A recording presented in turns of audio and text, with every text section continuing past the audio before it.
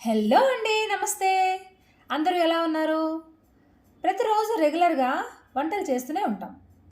మనం ఉండే ప్లేస్కి తగ్గట్టు, అలాగే మనకి దొరికే ఇంగ్రీడియంట్స్కి తగ్గట్టు.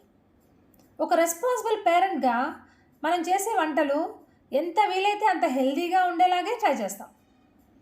అలాంటి ఒక హెల్తీ రెసిపీ ఒకటి నేను ఈరోజు చేయబోతున్నాను. అదేంటంటే నూడిల్స్. పిల్లలకి, పెద్దలకి అందరికీ నచ్చే ఒక టేస్టీ అండ్ ఫిల్లింగ్ ఫుడ్.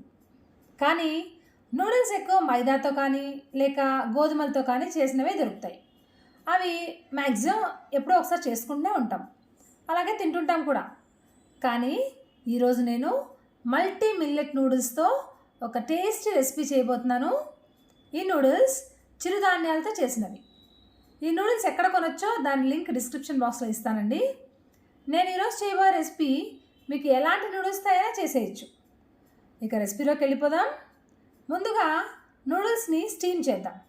ఒక పెద్ద బౌల్లో వాటర్ వేసి కొలాండర్లో ఈ నూడిల్స్ని వేసేసి ఒక 20 minutes బాయిల్ చేస్తే నూడిల్స్ రెడీ అయిపోతాయి. లేదా మన దగ్గర ఒక స్టీమర్ ఉన్నా సరే, దానిలో అయితే ఇంకా ఈజీగా అయిపోతుంది. ఇక ఇవాళ నేను mushrooms and green peas use చేయబోతున్నాను. ముందుగా మష్రూమ్స్ని వాటర్లో నానబెట్టి మట్టి లేకుండా వాష్ చేయాలి. ఒక ప్యాన్లో ఆనియన్స్, చిల్లీస్ వేసి బాగా వేగాక సన్నగా తరిగిన వెల్లుల్లి కూడా వేసి కట్ చేసి పెట్టుకున్న మష్రూమ్స్ అండ్ పచ్చి బఠానీలు కూడా వేసి బాగా వేయించాలి. అందులో కొద్దిగా సాల్ట్ వేయండి.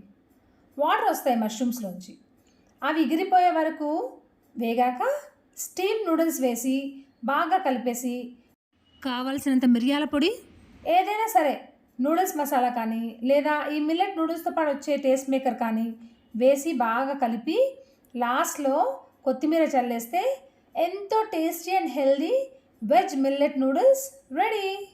మీరు కూడా ట్రై చేయండి.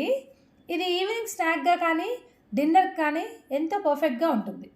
ట్రై చేసి కమెంట్ చేయండి ఎలా ఉందో. మీకు నా వీడియోస్ నచ్చినట్టయితే ఫాలో అవ్వండి. ఇక ఇవాళ కోట్ ఏంటంటే, our greatest weakness lies in giving up. The most certain way to succeed is always to try just one more time. ఇంకా ఎన్నో మంచి రెసిపీస్ ముందుకు తెస్తానండి. ఈరోజుకి ఇంతే. ఉంటాను. సెలవు. బాయ్.